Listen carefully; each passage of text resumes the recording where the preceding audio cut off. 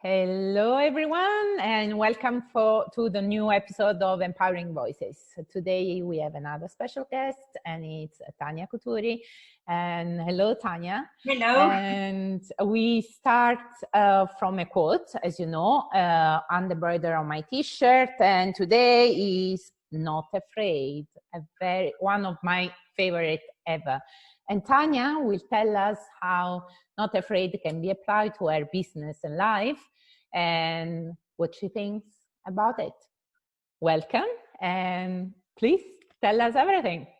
Thank you, Mara. I'm so happy to be with you. I love chatting with you. It's so natural to be together and to chit-chat about things. So for people who don't know me, I'm a courage and confidence coach. I'm testing those words because I actually trained as an executive coach. And throughout the coaching that I've done over the years, I've been coaching a lot of entrepreneurs and women, and I really found themes around courage and confidence, and that's why I kind of have decided to rebrand myself as a courage and confidence coach. So to go back to your wonderful messages that are on your T-shirt, and the one that we're going to talk about today, "Not Afraid," when you mentioned that would be the word, my first reaction was, it's not possible. I mean, one cannot be not afraid. It is the story of my life. I was afraid of sleeping on my own, for instance, for many years as a child. I was afraid of things that had no rationality, etc. And up until today, we are still afraid of doing things. And I think also as mothers, we are very afraid of. It starts still another level, right? Exactly, and it's the fear of their health and the security and all the unknown that kind of comes to us. So I was also remembering moments where my eldest son, who's 4 years old, he's starting to tell me that he's afraid. For instance, before I leave the room and I leave him to sleep, and he tells me, Mom, I'm scared. And how my husband and myself, we both react so differently to that sentence when he puts him to bed and I put him to bed. So my husband would be like, "Oh, come on, you're a big boy. You'll get over it. You'll be fine." Very man reaction. Learn how to fish so you can fish and eat for a lifetime kind of idea. Whereas as a coach and with all the theories around emotion and understanding, I kind of like to pause and tell him it's normal to be afraid. It's a human feeling, and we were born and with that feeling, because that's how you protect yourself from danger. Mm-hmm.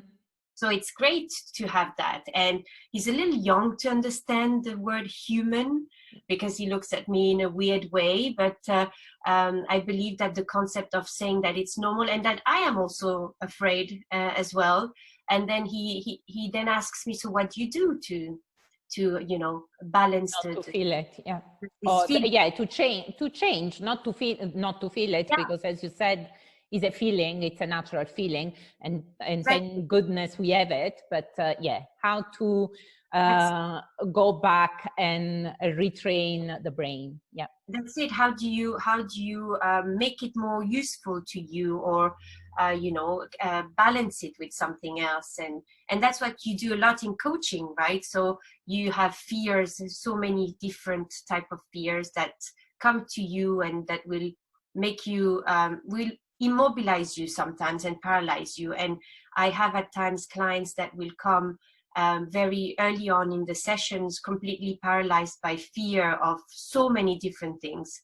And it's very hard to coach when you're in that state, because your brain is just completely exposed, and you're in this fight or flight mode where the coach isn't really helpful then, but where the coach is helpful is when you kind of recognize your state and you try and work around it and say, okay, so you're in that state, and so let's try and break it down and name the different fears. So exactly, because sometimes it's not the thing in itself that gives us fear, but it's all the connected emotions or even the reaction of other people. So it's outside the action in itself. So the coach is fundamental in helping us just to slow down, like to slow down and to because it's like a vicious cycle. So you have the fear, and then you're paralyzed, and then you're procrastinate, and then you feel guilty for feeling like that. Then you feel anxious, and then you fear, and then it's like not never ending. So you need to kind of break this cycle, and it's really super hard. It's super hard to do on yourself. You can do it. Some people, like, will just go and face the fear and just and can do it. Yes, but still, I believe in coaching very, very deeply and strongly. So I'm a big advocate for that. So most of the time is exactly because you are on your own, you and your brain. So the circle finishes and starts again, and it can go deep and deep and deep. And when we do this on a regular basis, it's like years of this. So when we get to the coach, we really need to go then deep and find what originated everything. But of course, the coach doesn't give us the solution, but it's a guide to get there, definitely. Yes, it is different to mentoring, what you're saying, to give the solution. When you go and seek mentoring for your career and things like that, usually they will try and find options and guide you really specifically. But a coach is more like a mirror of yourself that will kind of so if you got fears and you talk about them, the coach will try and use your words and help you understand what you're not seeing, that might be just in front of you, but you're not seeing it clearly because you're a bit blurred and you're so much inside those fears. But I think, so to go back to not afraid, I think that if we can tag it to women.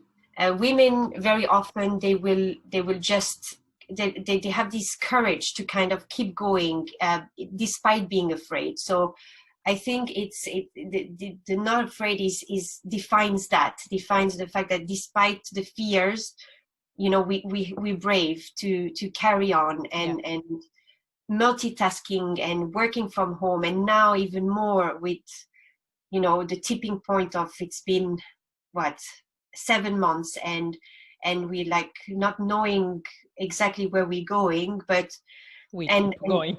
We keep going, and sometimes it's very hard to find motivation, and it just aches everywhere, and we don't even know why. But it's just that this not knowing what's going on, it's something completely new that we're experiencing, and being afraid is part of it, and it kind of reminds us of that we keep going no matter what. Because it's a bit like you said, no, you were scared as a child to sleep alone. Why? Because it's the unknown in the dark, basically, and it's what we are experiencing now. I mean, it's all blurry and dark out there. I mean, every day there's some news, and we have to quickly adapt. So it's definitely we definitely need, most of us need help from you coaches how to deal with it, because as you said, sometimes you start that spiral and you get stuck. But now, because especially women, for the way we face these kind of fears, we need to find the start, the beginning of the circle to find a solution. And well, and with that in mind, that means that we have a hope Yeah. to find the right coach and let us guide. I'd like to ask you, what is the two-word combination or the quote that is a bit like your guide in business and in life, on which you rely often and you build your why and your values? Yes. So I guess with the courage coaching, the sentence I keep repeating again and again and again is the one that, you know, if you face your fear and do it anyways, this is the definition of building confidence. Mm-hmm. And it's kind of a life process of building confidence. It's not a internal process only, but it's also an external process only. So that's why you kind of need to get out there and do it anyway.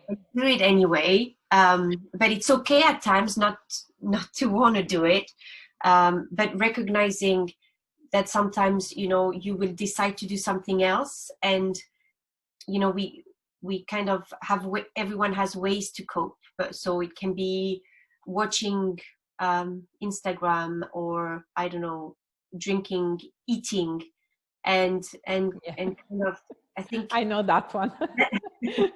I'm an emotional eater, so yeah, definitely it's my way to procrastinate, either that or house chores, you know. And but I think, and I always thought that I mean, the courage is inside us, right? We have to find it to face any challenge that can have any outcome. Of course, we cannot know. If we knew, we wouldn't be afraid, and we wouldn't need courage, actually. But there's half and half possibility that goes well, and the other half that goes wrong. But still, if it goes wrong, it's a teaching, so that next time you don't repeat it. So definitely let's the courage guide us and try to get there. Of course, with a little help from a coach, that would be much easier. Or a great friend that is you know, also, you know, you can get great value also from some friends are amazing as well. Yeah, no, definitely. Because from outside also, I mean, if we analyze ourselves from outside, we are sometimes very good at giving suggestions, guidance and everything, but then it happens to us and we are totally lost. So yeah, definitely we are social animals. We have to keep on that. Yeah. Okay. Thanks a lot then for this little chat. Always a pleasure. Of course, I could go on forever and chat with you. We just leave for today. Thank you for watching. I just remind you to see the details for Tania here in the post or in my bio, and see you soon, actually next week for the next episode. Bye. Thanks, Tania. Bye. Thank you. Bye.